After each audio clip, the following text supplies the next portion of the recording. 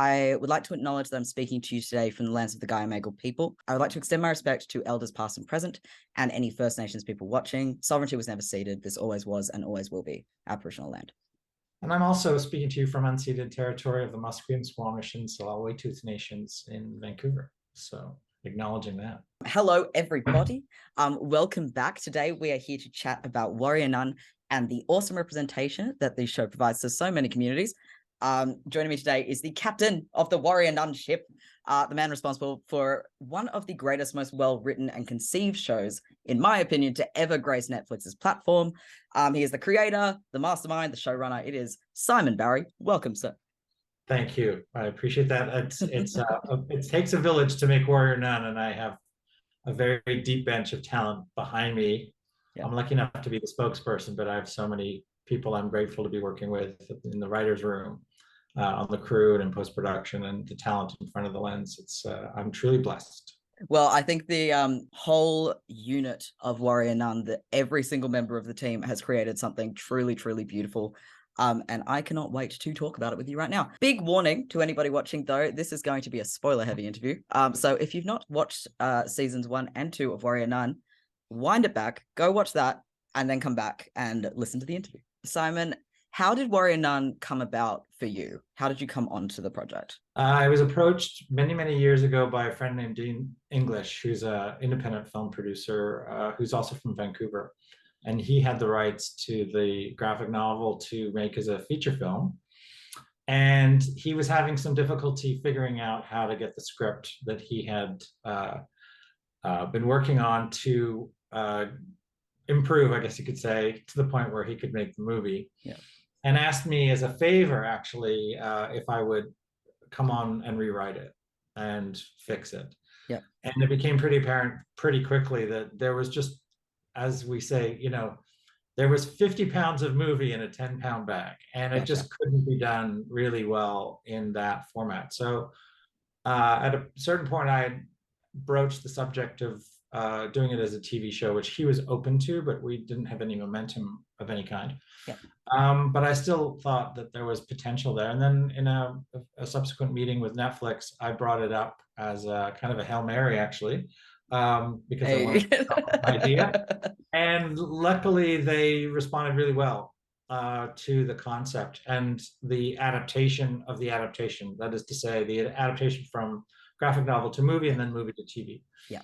And so that sort of started the journey, I guess you could say. And as many of these things do, they always come out of the blue. It's very interesting. The shows, I've probably developed 40 shows, and only 5 have ever gone made. So you just don't know which ones are going to catch fire, but you always think they will when you sit down and try to figure them out. Yeah. So it was I thought a nice surprise that it was Warrior Nun in that case. I think that it was the right choice by Netflix to grab hold of it, clearly, because it has given such a gift to all of the fans. I'm very happy about that. I'm so grateful that the fans have appreciated the show. I'm a fan myself of many things, so I understand that affection and that power that a good show can have. So it's great to be on the other end of it. Yeah, the ensemble cast of Warrior Nun is part of what immediately connected the fans with the show. It's easy to feel connected to a show when everybody is incredible in it. Makes my life easier too. What was it like for you to because I don't know how heavily you were involved in the casting, but what was it like for you when you first met all of these people who were embodying these characters that you clearly knew very well at that point? Yeah, well, I was very much involved in the casting from the very beginnings, and looked at thousands and thousands of hours of tape over from season 1 just to find this group of, very basically unknowns, who were not only fit the parts that we had written well, but also we could see that they were so talented they would elevate those parts beyond what we could write. Yeah. And of course, the trick of that is having a great team behind you, and we had in London, we had Suzanne Smith, who's a fantastic casting director and amazing. We had Lucy Lennox in Spain, and together they really helped us find these hidden gems. Most of our cast, with the exception of, I think, Tristan, who plays Father Vincent, and Joachim, who plays the Doretti, they were not on the radar of most casting people. And so it was really important to find people who knew there was this talent, this hidden talent out there that was waiting to be discovered. And of course, Alba was the key part of that. Once we saw how good she was in her auditions, it was really my job to convince Netflix to go with someone who was not known, because they had early on indicated they wanted someone who was a bit more recognizable, I guess you could say. Not necessarily name recognizing, but someone whose face people had seen before. And so, but I think Alba's talent ultimately just blew them away as much as it did me, because when they saw the auditions and the subsequent auditions we had her do specifically with my notes, it was very clear. And that's when you know things are going well, when you don't have to fight for them, when you don't have to argue for them. And I can say the same thing about the rest of the cast, who a lot of them we found actually from sometimes reading for the Ava part. Really? Yeah.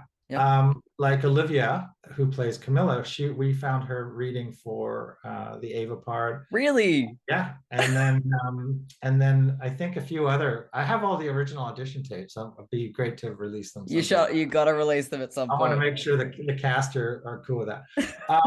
There are actually people who read for Ava in season 1 that we went back to for parts in season 2. It's kind of wild. That's so cool. But it creates this. You create like a document essentially of talent, and you want to go back to it and not let it go to waste. So the casting was very important, as you can imagine, and also important, not just that, but also because it was this alchemy of not just finding great talent, but finding the unit that would work together. And it's someone said to me once in the early part of my career, it's like putting together a band sometimes, everyone needs to be the right person in the band, not just individually. And so it's always a miracle when you can find an individual with great talent, but when they all gel so well together, that's even more amazing in my view, and more lucky. So obviously the key to a lot of Warrior Nun's success is this insane amount of talent on the screen. It's just amazing. I'm blown away by it. It makes everyone's life easier because just point at them, point the camera out, tell them what to say. Point and go. Yeah. Don't ruin it by getting in the way. That's kind of my showrunner methodology. Get great people and leave them alone. That shows that you've got so much trust in your team as well. And I guess it is it's very justified. When I was speaking to Christina, she sort of spoke on the way that, they went out for a drink and then they all were immediately connected. You know what I mean? Like it was very quick and very natural for them to be able to work nicely together, which that never happens. Well, I think it helped that we were all away. Everyone was away from home. We didn't have friends with us. We didn't have family. So when you're in a foreign country, especially, it can be quite lonely. It can be quite isolating. If you can make a connection quickly with people that you're working with, it makes everything better, I would love to sort of mention Alba and Christina. Also, Christina mentioned that they didn't do a chemistry read. We'll talk a little bit about Avatrice later. But when did you sort of realize that they were very much the right pair for this very important job? I mean, it's very... when you have great actors, which we did, we didn't need to really be surprised by this. I felt like the onus was always on the page that there was tension between them that was, of an affectionate nature. And the actors themselves brought their version of that to bear right away in very nuanced, subtle, believable ways that were not about trying to make it overt or clunky. And I think we realized, to say that we realized there was the Avatrice is not really truthful. To say that we had great talent that was representing the story the way we had hoped, and elevating it even beyond what we'd hoped is probably more accurate. Okay. So it wasn't surprised. I was never surprised. I never thought, oh, this is going to really be something. This is just exactly what we wanted. Like everything in the show, we were hoping for it to be exactly what we wanted or better. So there was never a lightning bolt moment. It just felt like, yeah, this is working from without even seeing footage. It just felt like these two are so good. There's no way this isn't going to work, because we knew that this was not a big swing. This was a slow burn, gentle. So it didn't feel, like we had a huge mountain to climb. Yeah, but it plays beautifully, as you know, and that was very satisfying, obviously, and also to expand on that in season 2. It was great that we could do it knowing that we had that. I'd love to talk about the action in Warrior Nun, because for me, I love seeing things explode. It's so fun. So those are the moments in Warrior Nun that I love the most. And the fight scenes are just always so incredible. The choreography and everything is so beautiful. How much goes into creating those scenes? What is that process like for you to write and work your head around? Well, like you, I love action too. And I love big action movies and adventure films. Unfortunately, on Warrior Nun, we don't have the kind of budget to do that normal stuff that you're used to seeing. So we, and when I say we, I mean the writers and I, are always faced with this challenge of how can we do action smart and cheap, but also, and in doing action smart and cheap, the first thing you do is you lean into character. Because good action usually stems from good character portrayals, and also good character needs. What's the objective? What are they fighting for? And so as writers, we always try to push the limit of what we think we can get away with and what Netflix will tell us is too expensive. And it's kind of up to me to kind of move the money around. We prioritize things like, for example, the Lilith fight at the end of episode 1, which was a very technically complicated, very expensive thing, but something I wanted from, I think, the first week in the writing room. I think we, as writers, were talking about how we needed a moment for Lilith to go apeshit. Yes. She needed that. Right. And we had David Hayter in the writing room, who wrote this incredible scene in X-Men 2 with Nightcrawler. Thank God. He'd written this amazing scene with teleportation and a fight, but it was cuts. And I was like, oh, David, I want to up you by 1. Let's do one with no cuts. And he was like, argh. But so we wrote it very much as a moment for Lilith. And so we had to kind of balance. So to answer your question, we had to figure out, well, if we write this one complex fight sequence in episode 1, we're going to have to steal from other things in episode 1 and episode 2 perhaps, so that we can make this happen. So really, when we approach the fights, it's like, A, can we make it cool and fresh? And B, can we afford it? And C, and that's why usually the bigger fights are at the end of the season, because we know how much is left in the bank. You don't want to blow it all at the start. All right, we've got something left. We can do something a little bit bigger with more people, more than 4 people. So that's why, at the end of the season, you tend to see the larger scale stuff.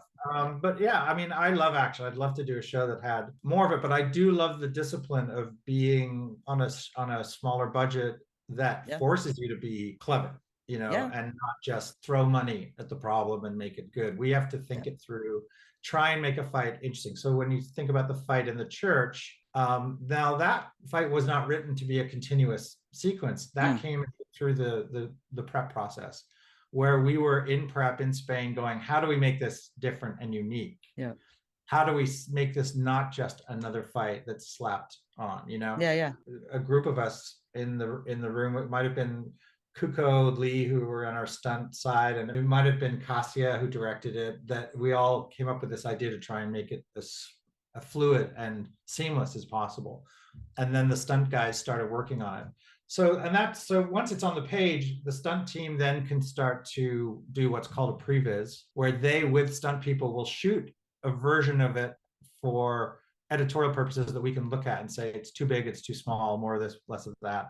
And that way we have a sense of A, how long it's going to take, because it takes a ton of time to shoot action.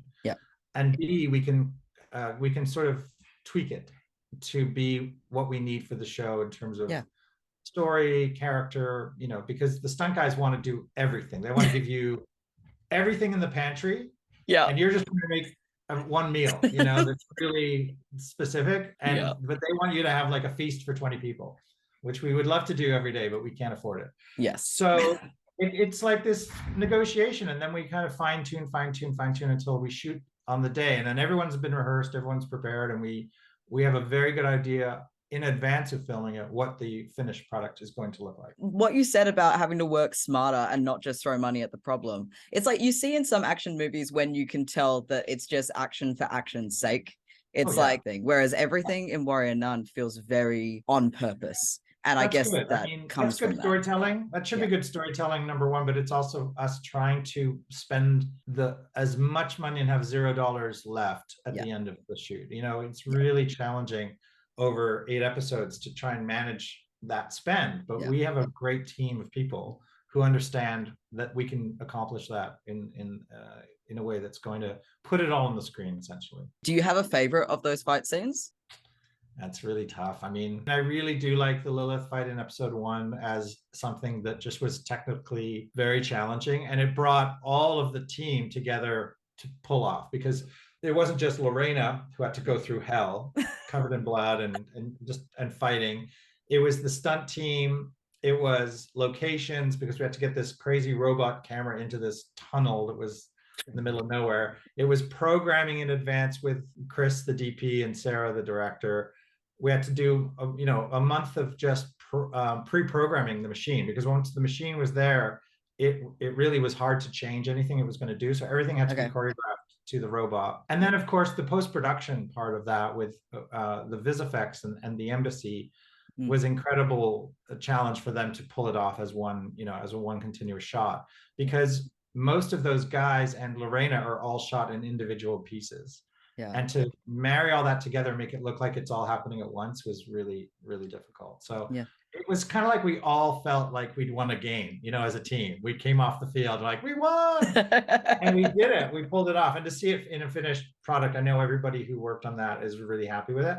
I also like the fight between Lilith and Ava in the house in episode 7. I mean, not just because I directed it, because it was really challenging to direct that fight, but also because I just liked the flow of it. And it's just, again, it's like, I haven't seen that before. And I wanted to do something for myself and for the fans that felt like, oh, I haven't seen a fight where we're going through walls and we're teleporting and fighting and just keeping it interesting in a way that was, Warrior Nun like, that you would never see that fight in any other show.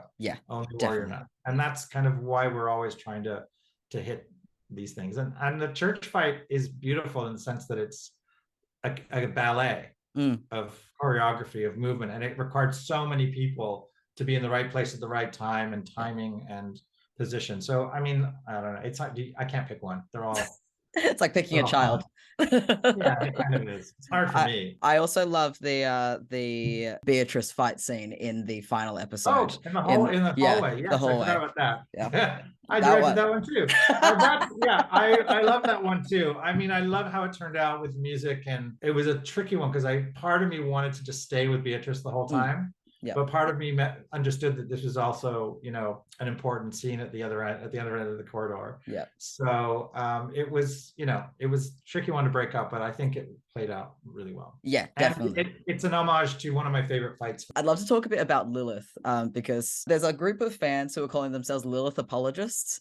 I am happy. I also sit in that group. I am firmly with Lilith. For me, her season 2 arc is sort of about coping with trauma in the most unhealthy way possible, which everyone I think has done at some point, made decisions that haven't been the right ones. So she seems to just be searching for a way to come to terms with what's happened to her, both with these demonic powers and also with loss.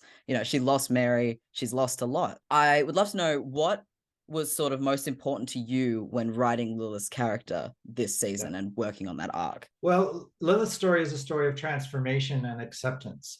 We really wanted her to feel like that in the price she paid for sacrificing herself was that at first she felt like it was a punishment, that she was transforming and she was seeing herself as a monster. And that she needed to come around intellectually and emotionally to embrace that change and love herself for what she's becoming. And in that moment, find her true power. And you marry that with kind of the acceptance that she's not going to be the warrior nun.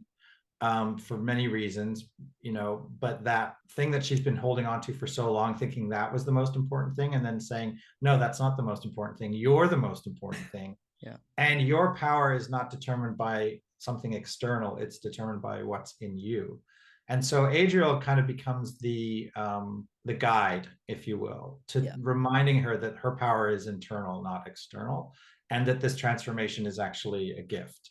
And so that empowers her. And in a way, being a warrior nun in waiting for a halo is disempowering and not not exactly a place of strength.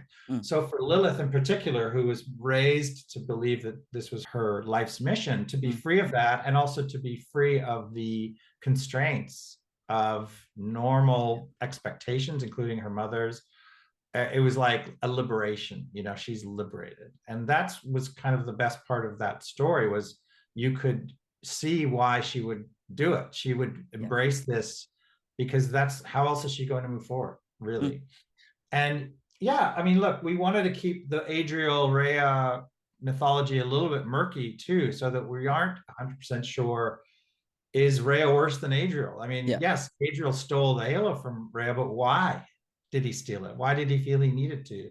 And who is Rhea? And maybe Lilith is actually justified, in doing what she's been doing.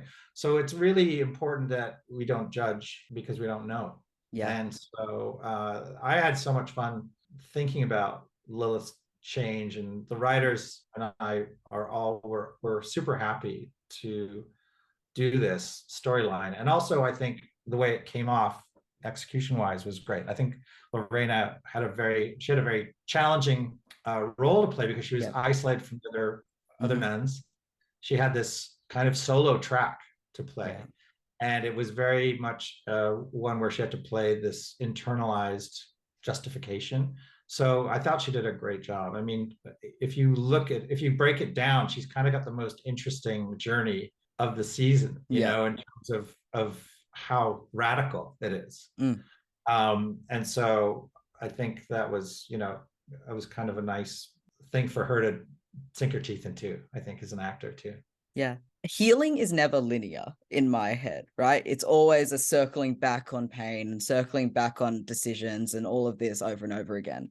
So with the way Lilith is processing and accepting herself, it's obvious that she's going to make some decisions that, looking from an outside perspective and from the perspective of what's right, even though, black and white doesn't exist in any world, it makes sense why she's making the choices that she makes.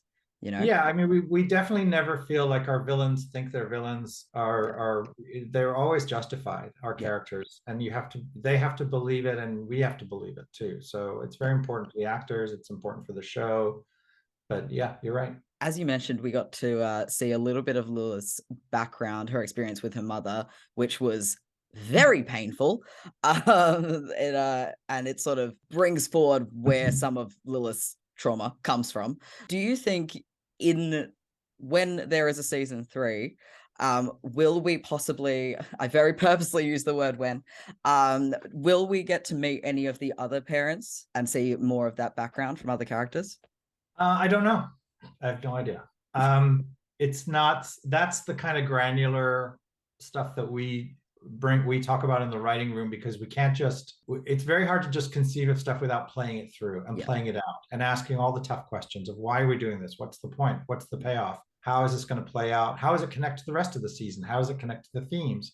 So these things I never commit to ever until I've got 6 really smart people or 7 really smart people sitting around me, and we can discuss it because it has to be watertight. And the reason everyone's loving season 2 so much is because we worked so hard on it as writers to make it bulletproof. I mean, it's like everything is a possibility and nothing is a possibility. And ask me again 20 weeks after we start the writing room, because that's when I know the answers. But now I don't know anything. I think I have like notions for sure of like a story structure and a direction and big themes and big ideas. But when it comes to things like that, I don't want to know about those things. I don't even want to think about them because I need to get renewed first too. True. The fans have got that. Don't worry. I reckon they're working great. So hard. Let's talk about Avatrice for a little bit. This season really felt like the writers' room was saying, "Give the fans what they want. Here is everything you could possibly want from a new queer relationship on screen." Yeah.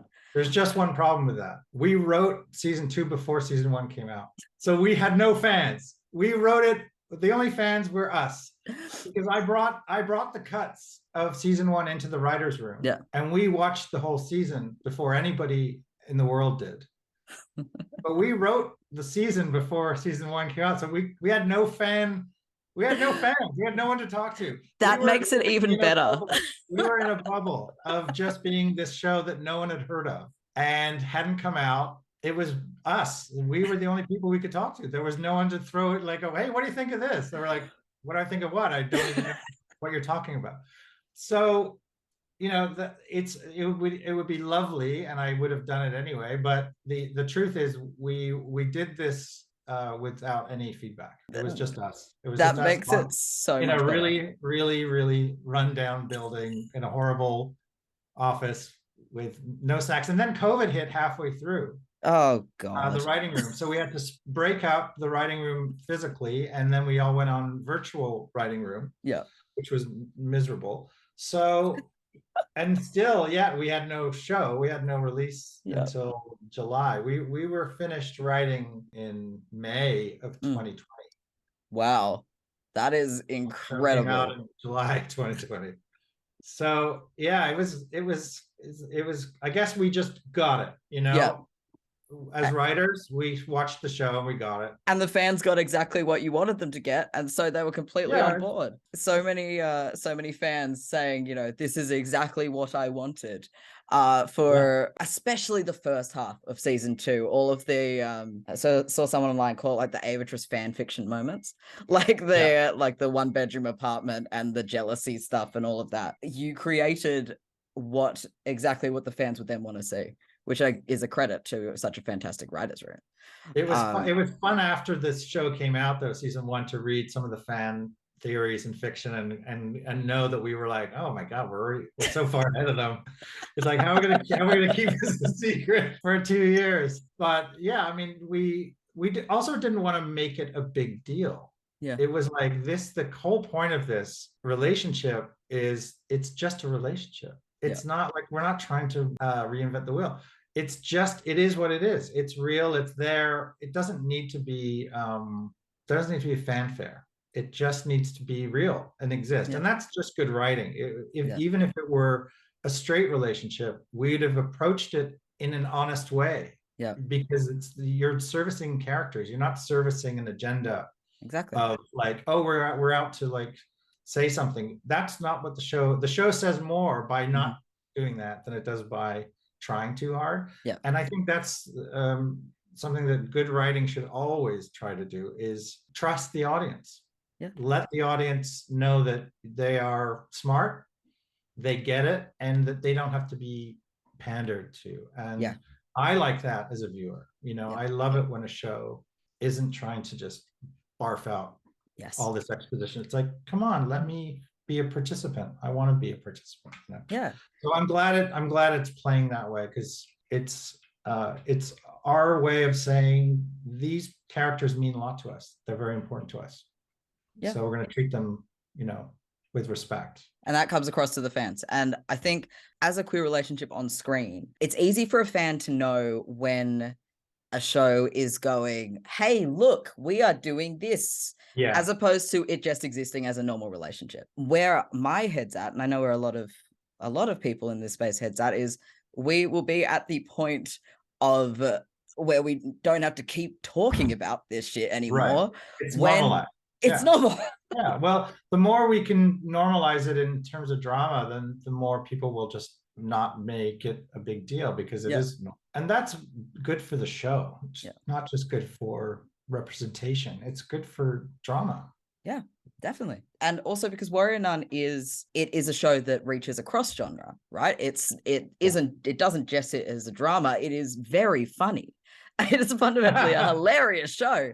I love seeing characters who are diverse and have different experiences, experiencing their worlds like real life. Even in the worst situations, something funny will happen in real life, and you'll be like, okay. Like, So I think those moments like Beatrice getting done with the tranquilizer dart and bumbling her way through Madrid, like they really just are these moments that make you as a viewer go, this is good. It's a good moment of levity. We're fine, Yeah, well, we're Warrior Nun. We're not, we're not trying to be a different type of show. We are a show that is inviting everyone, and we want people to be entertained and have fun.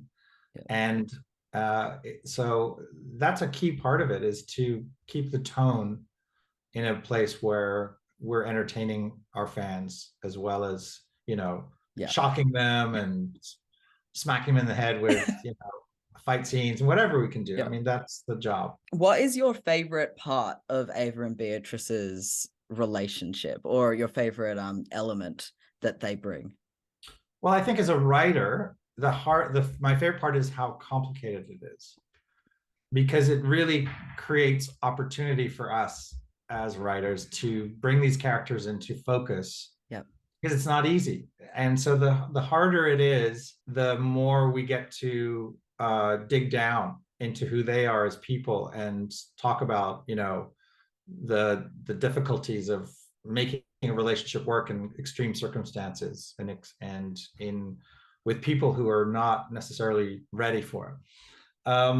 And that's from the writing part. As a director and as a showrunner, I guess my favorite part is how easy it is for them to, for Alba and Christina to kind of play it effortlessly and to enjoy the nuance of it later. Like, we'll write the scene and we'll shoot the scene, but it's only later when I'm watching it in the edit that I see the little details and the little choices and the subtle things that you don't notice on a set because there's too much going on. There's a lot of noise and you're focused on other things sometimes. But then when I watch it in the edit, I'm like, wow, there's these great little touches. It's like the finishing touches that the actors bring that just makes it feel more honest and special. And, and that's, for me, I guess, my favorite part, just being an observer. I get to be a viewer then. I get to watch it like a fan and go, oh, that's so sweet, or that moment is so touching. Because,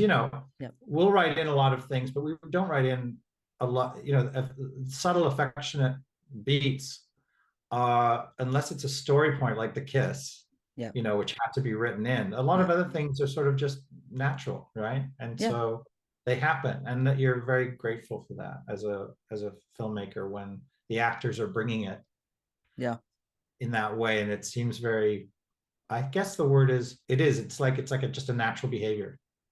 It feels honest, real. I'd love to talk a little bit about that kiss in the final episode, because it's the moment that had all the fans just passing away. But also the composition of that scene was so beautiful. Every moment from the cross in Alba's eye, I would say it is one of those few and far between perfect scenes you see on TV.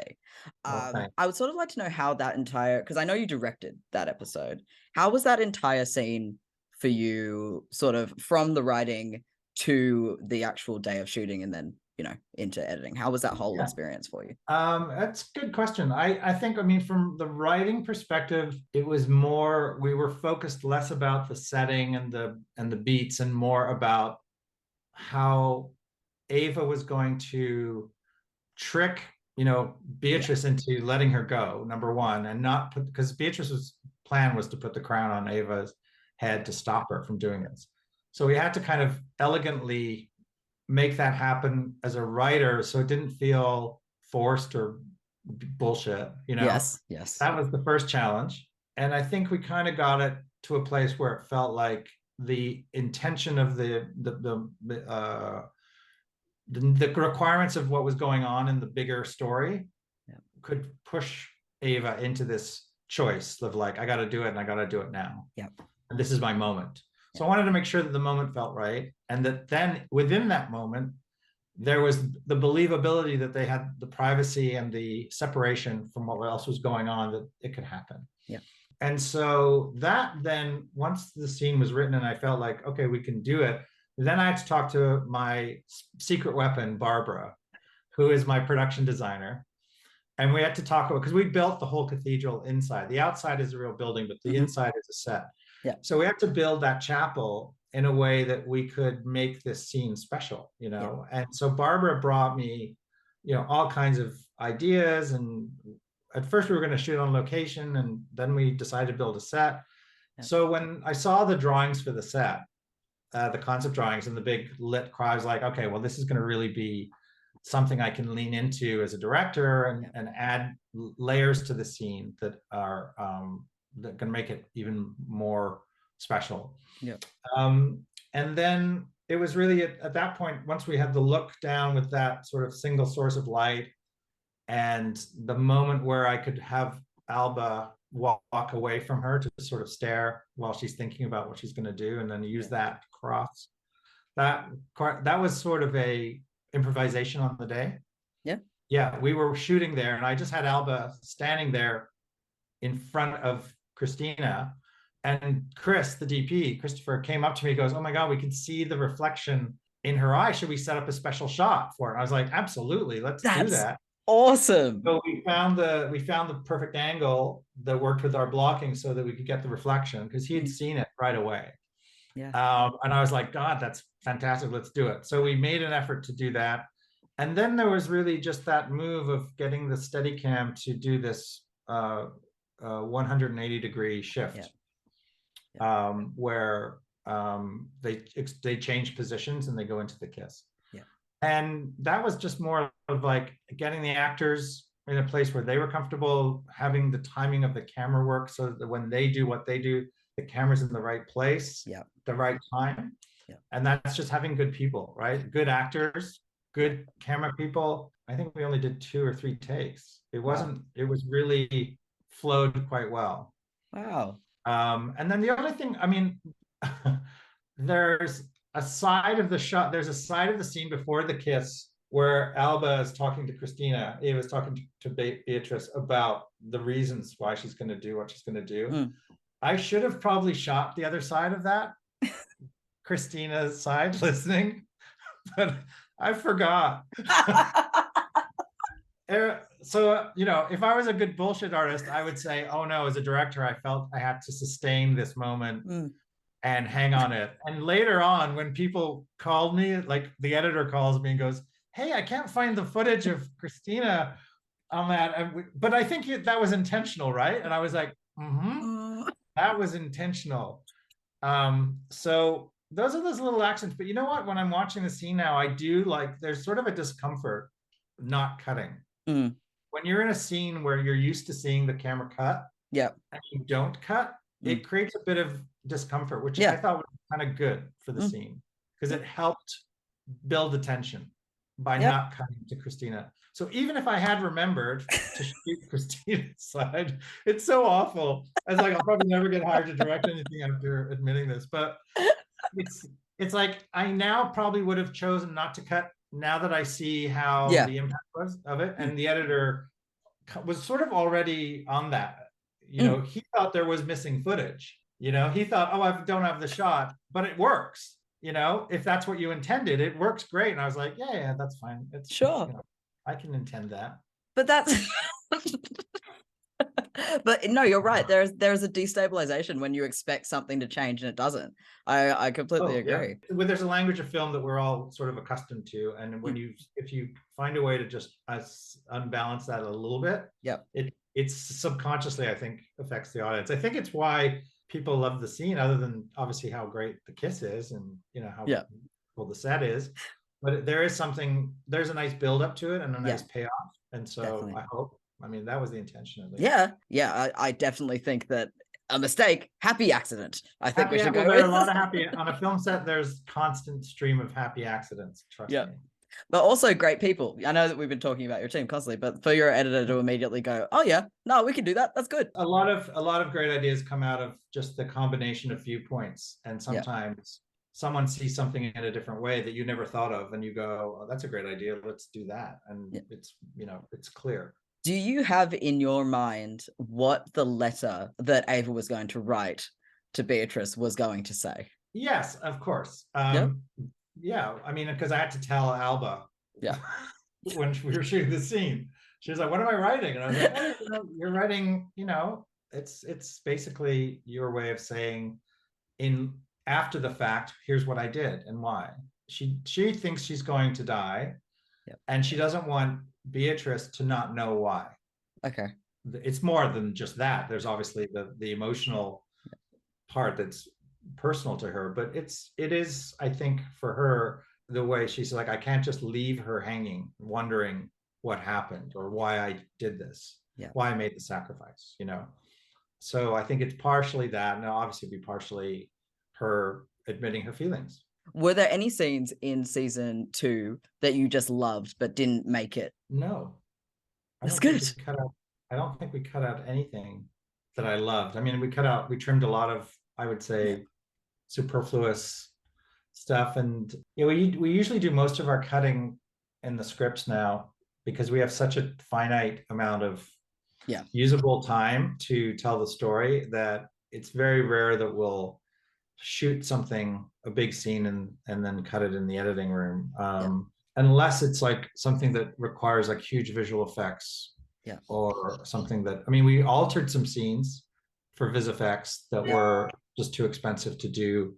In the final fight with Adriel, there was going to be much more wing stuff with Lilith, and that just became prohibitively expensive, so we had to sort of adjust it. No, there's really nothing, I think, that I go, oh, I'd love to put that on the DVD extras. Not that there's a DVD, but you know, the deleted scenes, I'm happy to say everything that went for the right reasons. Perfect. Speaking of the DVD extras, do you think there is ever a chance for the fans to get a blooper reel from Warrior Nun? Well, I mean, the problem is that that's all Netflix. I have no control over that. All the footage we shoot goes to a Netflix server, and so all the bloopers, all the outtakes live there. And I'm not in the. I've asked several times, trust me, to have bloopers put out, and they've said no. So I can't do anything else. I mean, I have some blooper moments in my files that, you know, if one night I just have too much red wine, who knows, something might happen. But I'm trying to be nice right now to Netflix. I don't want to do anything. I don't want to do anything that makes them mad at me, more mad at me. So I think I'm gonna just do what I'm told until I find out what happens, and then maybe once things change or don't change, I don't know. I would really briefly like to ask, I know that we had there were many losses in the narrative this season, but one that was sort of unavoidable was the loss of Mary. I know that Toya couldn't be a part of it because of personal reasons, but there is a moment that fans are very curious about, and that is the conversation between Camilla and Beatrice, where, you know, it's easy to fall in love with a warrior nun. Fans think that that scene was originally meant to be between Mary and Beatrice. Is there anything there, or the whole scene? No, but that line probably was taken from a scene that was originally a Mary scene, and moved into a Camilla scene. Gotcha. Yes, for sure. Do you have a favorite or any funny behind the scenes moments that you would like to share with the fans? We have so much fun. I mean, I mean, I don't want to rub it in, but we are lucky enough to shoot in Spain with the most amazing Spanish production team ever. And it's like a family, and everyone is an artist and very talented and very dedicated, hardworking. Every day was just like tons of fun. I mean, I will say this. We shot in the final scene in the monastery the new Cat's Cradle Cathedral, very on the outskirts of Madrid, pretty far. And so we were shooting there at the end of the shoot. We did sort of the last scene on the last couple of days, which was fun. And inside the monastery, for some reason, in that amazing complex, was a cheese and wine and kind of like cool food, chocolate nut place, Yeah. emporium, tiny, like tiny, as the size of the room you and I are in. And it would never fail that few days we were shooting there that when we needed somebody or someone was missing, they would be in the cheese wine shop eating cheese or drinking wine. And then suddenly the word got out, and I would go in there, there'd be like 30 crew people, all smiling and laughing and eating chocolate and cheese and crackers and meat. And I just was like, fuck it, I'm done. I'm joining. I mean, what's the point? I can't fight this. So it was this weird impromptu rap before the official rap party. It was like this weird unofficial rap scene that just was hilarious, and everyone had a great time and laughed and laughed and laughed. And we had pretty much the whole cast there because it was that final scene where where Beatrice is leaving. So it was tons of fun. I mean, I just loved the camaraderie there, and the being together part was fun. That's awesome. So that was funny. Of course, the people who were trying to work were extremely frustrated and angry, and the more angry they got, the funnier this whole thing became. That is hilarious. So Warrior Nun provides such outstanding representation for so many people. I know we sort of touched on the fact that it shouldn't be important, but it is. So how important is it to you to create a show that not only centers queerness, but prioritizes diversity in this like effortless way? Well, I think you hit the nail on the head when you said it should feel effortless, because the ideal world is the world where it's a non-issue and it's not a subject. So from my personal beliefs, which is that love is love and there are no boundaries for that. The show is, I guess, an expression of just how I wish the world were more than what I know the world is. But I think that it's and going back to what we said previously, I think it's better that as writers and filmmakers, we normalize the things that are normal, and we make them part of the fabric of normal everyday drama and storytelling, because that's exactly, unless the story is about something involving, discrimination or a personal struggle that is the root of that story, then of course it should be highlighted. But we're making Warrior Nun, and we can be inclusive in a way that makes Warrior Nun better.